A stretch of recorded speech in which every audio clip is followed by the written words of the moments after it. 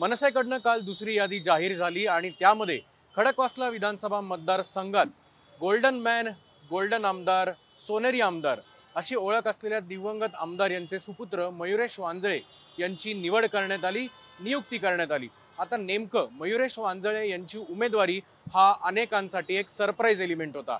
मयुरेश वांजळे स्वतः माझ्या सोबत आहेत। काय पहिली भावना आहे मनसेमधनं पुन्हा एकदा लढण्याची?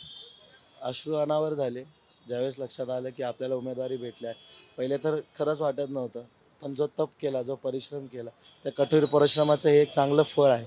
आणि एकंदरीत ही जी उमेदवारी आहे ती चांगल्या पद्धतीने मी पार पाडील। माननीय राजसाहेब ठाकरेंनी जो हा माझ्यावरती विश्वास दाखवला आहे, ह्या विश्वासाला मी कधी तडा जाऊ देणार नाही।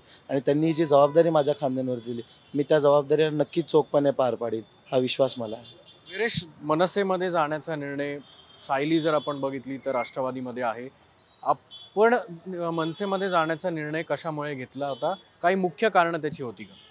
प्रामुख्याने माझे पिता स्वर्गीय सोनेरी आमदार रमेश भाऊ वांजळे हे मनसेचे होते आणि कायम मनसेचेच राहणं।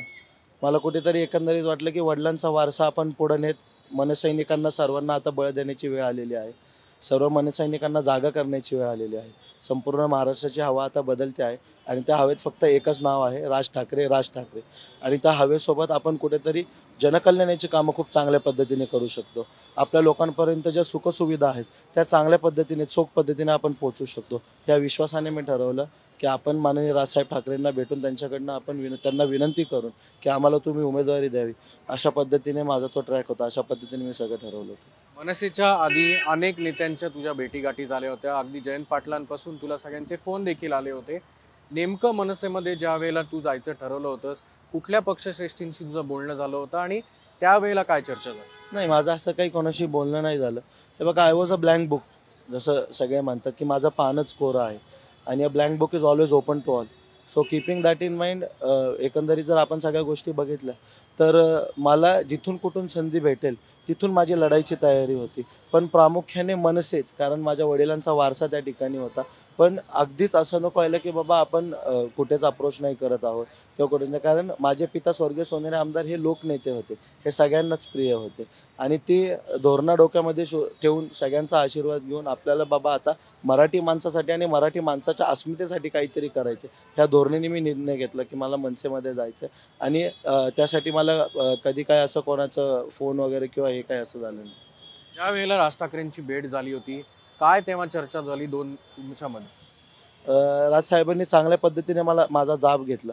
म्हणजे त्यांनी असं हे नाही केलं की तू अच्छा तू रमेश वांजळेंचा मुलगा आहे तर ठीक आहे, तू ये आणि तिकीट घेऊन जा, म्हणजे अशा पद्धतीचं काही झालं नाही। त्यांनी माझा सगळ्यात पहिला विचारलेला प्रश्न होता की आज जर तू मनसेचं भविष्य असशील, पुढच्या 25 वर्षासाठीचा महाराष्ट्र आणि तुझा खडकवासला विधानसभा मतदारसंघ तू काय पद्धतीने बघतो, तू कसं सुसज्जनीकरण करणार आहे, तू काय पद्धतीची कामं करणार आहे? युवकांची मोठी जनसंख्या आहे, इतर लोकांची जनसंख्या फार मोठी आहे, वृद्ध जे आहेत त्यांची जनसंख्या फार मोठी आहे माझ्या मतदारसंघामध्ये, एकंदरीत महाराष्ट्रामध्ये। तर त्यांच्यासाठी तू कशा पद्धतीने काम करणार आहेस, ह्या सगळ्या गोष्टींवरती जेव्हा त्यांनी जाब मला विचारला तेव्हा मी माझ्या डोक्यातली ब्लूप्रिंट त्यांना सांगितली, मी माझा रोडमॅप सांगितला, माझ्या ज्या काय असणारे धोरणं आहेत त्याच्यावरती मी माझ्या मायबाप जनतेकडे आज अपील करतोय की तुम्ही मला फक्त एक संधी देऊन बघा।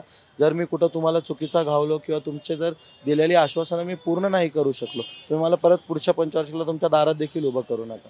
2011 मध्ये भाऊंचं निधन झालं। 2011 ते 2024 हा खूप मोठा पट्टा आहे खरं तर। या दरम्यान राजकारणातल्या किती गोष्टी तू स्वतः शिकलास, कुठल्या गोष्टी अंमलात आणण्याचा प्रयत्न केला? खरं सांगायचं तर वडिलांची छत्रछाया फार कमी वयात उडाल्यामुळे जबाबदाऱ्या खांद्यावर फारच लवकर पडल्या। म्हणजे मी फार चिमुकल्या वयात वडिलांचं छत्रछाया डोक्यावरती उडालं, मी अवघे 10-11 वर्षाचा होतो त्यावेळी। आणि ते झाल्यामुळे खांद्यावरती जबाबदाऱ्या लवकर पडल्यामुळे मी जेव्हा बाहेर पडलो, समाजात गेलो, आपल्या वडिलांसाठी असलेला जो मान आहे, आपल्या वडिलांसाठी असलेलं जे प्रेम आहे, ते काय कारणांमुळे, कशासाठी, त्यांनी असं काय केलं असेल, त्या सगळ्या गोष्टींचा शोध घेत मी अशा निर्णयावरती येऊन पोचलो की जे भाऊंनी केलं होतं त्या पद्धतीने कदाचित मलाही नाही करता येणार, पण मला अट्टहास करून तो प्रयत्न करायचा की मी त्यांच्यासारखं बनू शकेल, त्यांच्यासारखं मी सक्षम बनून माझ्या मायबाप जनतेची सेवा करू शकेल। ह्या धोरणात्मक विचारांनी मी स्वतःला पुढे नेलं। ज्या वेळेला आता तू नागरिकांपर्यंत पोहोचतोयस, लोकांना भेटतोयस, काय लोकांच्या प्रतिक्रिया काय येत आहेत तुझ्या? जेव्हा मी लोकांपर्यंत जातो लोकांचं एकच असतं की 13 वर्षापूर्वी तुझा बाप आला होता, त्यानंतर आजच आज तूच आलाय आमच्या दारामध्ये आणि तू बिंदास जा. तू रमेश भाऊचा मुलगा आहे म्हणून आम्ही तुला सहकार्य करणार. खेड्यापाड्यातल्या ठिकाणी गेलं, आज शहरी भागातल्या ठिकाणी गेलं ते लोक जाब विचारतात, विजन विचारतात, काय विचारसरणी, आमचे हे प्रश्न आहेत, तू कशा पद्धतीने या प्रश्नावरती मार्ग काढणार, कशा पद्धतीने तू समाधान करणार, हे शहरी लोकांचे प्रश्न असतात. पण ग्रामीण खेड्यापाड्यामध्ये माझी जी काय मायबाप जनता राहते त्यांचं अशा पद्धतीचं हे असतं की बाबा तू रमेश भाऊचा पोरगा आहे ना, तू निश्चिंत जा, आम्हाला तुझ्यावरती विश्वास आहे, तू आमच्या रमेशचा पोरगा आहे, तू कधीच आमची मान झुकू देणार नाही, हा विश्वास आम्हाला आहे. या विश्वासाने ते मला नेहमी पाठवतात. एक गोष्ट मला अशी प्रामुख्याने विचारायची आहे, खडकवासला मतदारसंघ 70% किंवा 60% भाग जो आहे तो शहरात आहे, 30 ते 40% हा ग्रामीण भाग पडतो. नेमकं खडकवासल्याबाबत तुझा एक रोडमॅप जसा तू आता उल्लेख केलास, तो रोडमॅप नेमका काय, कुठले प्रश्न आहेत की जे खडकवासल्यामध्ये राहणाऱ्या नागरिकांना उद्भवतात? सगळ्यात मोठा प्रश्न आता तुम्हाला आपल्या मागेच दिसत असेल, ट्रॅफिक कोंडीचा जो प्रश्न आहे तो फार मोठा आहे. ट्रॅफिक कोंडीचा प्रश्न हा उभा राहिला आहे का, तर बाबा रस्त्यांचं सुसज्जीकरण नाही, रोड ट्रान्सपोर्टेशन डेव्हलपमेंट त्या पद्धतीने झालेली नाही आहे, सर्व्हिस रोड्स प्रॉपरली डेव्हलप नाही आहे, बऱ्याच ठिकाणी इलिगल पार्किंग, अशा अनेकशा फॅक्टर्समुळे जी ही त्रास होणारी जी ही कोंडी होती, ज्याला माझे नागरिक त्रस्त झालेले, त्याच्यावरती अनेक सोल्युशन्स आहेत, त्याच्यावरती मी भविष्याच्या काळात काम करणार आहे. अनेक असे प्रश्न आहेत, पाण्याची टंचाई आहे, वीज कपात आहे, विजेचं बिल आहे, विजेचं बिल 3 पट येणं, 3 फेजप्रमाणे बिल लागणं, ज्या काही 20-20 वर्ष जुन्या माझ्या बावधान ठिकाणच्या ज्या काही सोसायटी आहेत त्यांच्या अशा अनेकशे प्रश्न आहेत.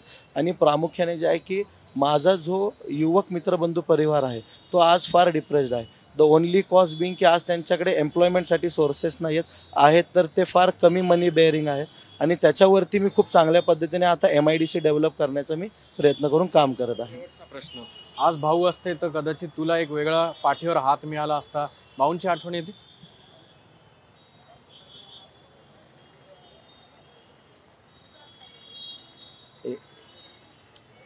येणारच ना.